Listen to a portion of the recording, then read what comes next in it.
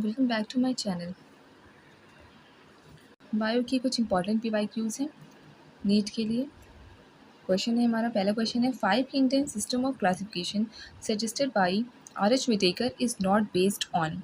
मतलब कि आर.एच.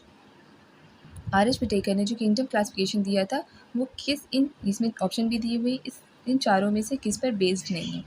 तो पहला हमारा ऑप्शन है मोड ऑफ न्यूट्रिशन, सेकंड है complexity of body organisation, third है प्रेजेंस और absence of well defined nucleus and last one is mode of reproduction. तो आर.एच. विटेकर ने जो 5 किंगडम क्लासिफिकेशन दिया था वो मेनली बेस्ड था nutrition, reproduction, cell body organisation और फाइलोजेनेटिक रिलेशनशिप पर। बट उन्होंने प्रेजेंस और एब्सेंस, वेल डिफाइंड न्यूक्लियस के बारे में 5 किंगडम क्लासिफिकेशन में कुछ नहीं बताया था। तो इसमें पूछा गया किस चीज़ पर बेस्ड नहीं है, नॉट बेस्ड ऑन। तो इसका आंसर रहेगा प्रेजेंस और absence of well defined nucleus.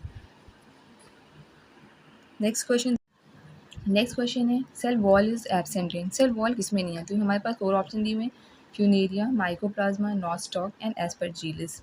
ये क्वेश्चन 2015 में पूछा गया था, सेल वॉल किसमें नहीं प्रेजेंट होती?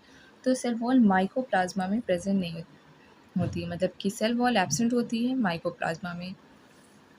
इसका सही आंसर है माइकोप्लाज्मा। और माइकोप्लाज्मा जो होता है वो स्मॉलेस्ट लिविंग सेल है। नेक्स्ट क्वेश्चन है, इन 5 kingdom system the main basis of classification. 5 kingdom system को किस बेसिस आर.एच. विटेकर ने जो 5 किंगडम क्लासिफिकेशन दिया था उसमें मेन क्राइटेरिया क्या है? तो इसका ऑप्शन, पहला ऑप्शन है स्ट्रक्चर ऑफ न्यूक्लियस, सेकेंड है asexual reproduction, mode of nutrition and last is structure of cell wall. तो मेन बेसिस क्या थी 5 किंगडम क्लासिफिकेशन में? इसका आंसर है mode of nutrition. Mode of nutrition के बेसिस पे 5 किंगडम क्लासिफिकेशन को मेनली क्लासीफाई किया गया है। इसमें से रिप्रोडक्शन और सेल वॉल के बेसिस पर भी किया गया है, बट मेन इसमें पूछा गया है मेन बेसिस क्या है, तो मेन है mode of nutrition. Next question है, which part of brain is responsible for thermo regulation. Thermo regulation मतलब बॉडी के टेम्परेचर के लिए कौन सा ब्रेन का पार्ट रिस्पॉन्सिबल हो? तो ऑप्शन है hypothalamus, cerebrum, corpus callosum, medulla oblongata. तो इसको ऑप्शन है हाइपोथैलेमस। हाइपोथैलेमस क्या है?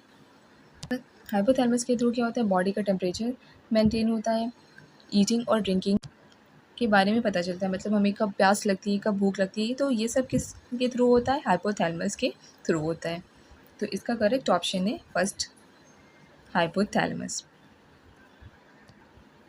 Thank you so much, and please do like, share and subscribe to my channel.